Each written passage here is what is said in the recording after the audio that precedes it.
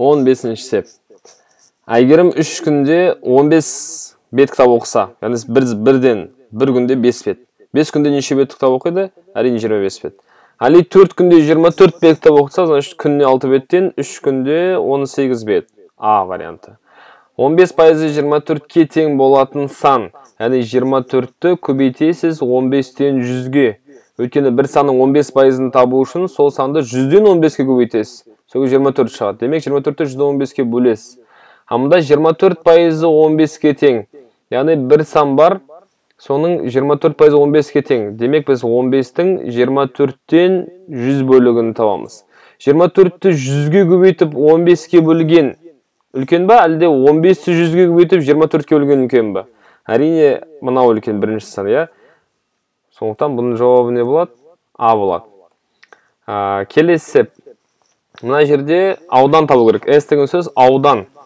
Бұл фигураны біз білмейміз, бірақ егер мына шетін қиып, мына жеріне жалғасақ, бізде бір тұтас фигура шығады. Тіктөрт бір шығады. Қызыл түспен сізге белгілейін.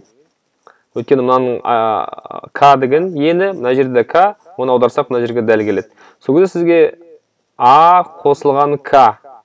Ол бұлай ұзындығы болсын. Және ені бізде мынау H деп тұр. H бізде 8 дейді бірінші санда. А 7, Б 13 болса, мына жер 7 болса, мына ортасы да 7, онда екі жақ 7 қаншадан бол керек? 3-3-тен бол керек. Өйткені Б толығымен 13 қой.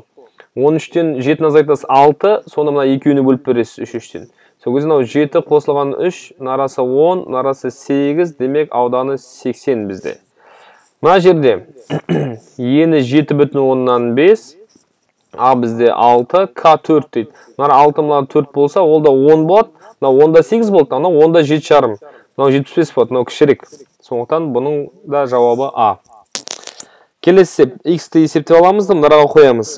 Мына бөлулердің барлығын көбейтуге ауыстырамыз, орын ауысады, яғни -6,5 бөлінген 2,4, көбейтілген 0,8 бөлінген 1,3, көбейтілген 3 бөлінген 1. Бір жазбасақ болады, е? Үтірлерін жазсақ, үстінде 1, 2 орын, астында 1, 2 орын. Сонда бүтін сандармен жұмыс істейміз. 8 мен 3-тің көбейтілсе 24, төмендегі 24-пен кетеді. 65, 13-ке бөлінеді 5 қалады, сол кезде x -5-ке тең. Мынарға -5 қойсаңыз, мына минусымен -5 плюс 5 болады, 5 плюс 5 10 болады. -5 несіз -10, модулін ашсақ 10 болады, сол кезде ол 20 болады. Мынарда -5 плюс 5 0 болады, мынау да 0 болады есептесеңіз. Бұл 0 болады, сол кезде А варианты үлкен. Мынау сандарды миллиметрлерге айналдыру керек дейді. Қосып, яғни миллиметрге айналдырып, сосын қоссақ болады.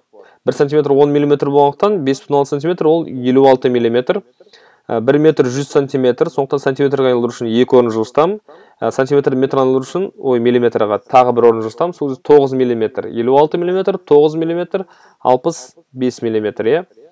Мына жерде метрді сантиметрге 2 орын, сантиметрді миллиметрға 1 орын, 57 мм. Дециметр сантиметрге 1 орын, сантиметр миллиметрге тағы 1 орын, 57 қосу 8, 65 мм. Екеуі тең, сондықтан бұның жауабы С болады. Келесі септе, егер 5x азынан 6,8 97 болса, x-тің мәні дейді. Яғни 97-ге 6,8-ді қосасыз, 15, 16 бүтін, оннан 5. Оны 5-ке бөлесіз, 3 бүтін оннан 3 шығады. X-тің мәні. Сол жақта, оң жақта мынаны апарып қосасыз, 21 бүтін оннан 7. 21-ді 7-ге 3, 7-ні 7-ге 1, сол кезде 3 бүтін оннан 1 шығады. Қай жағы үлкен? Бірінші бағаны үлкен. Жауап А.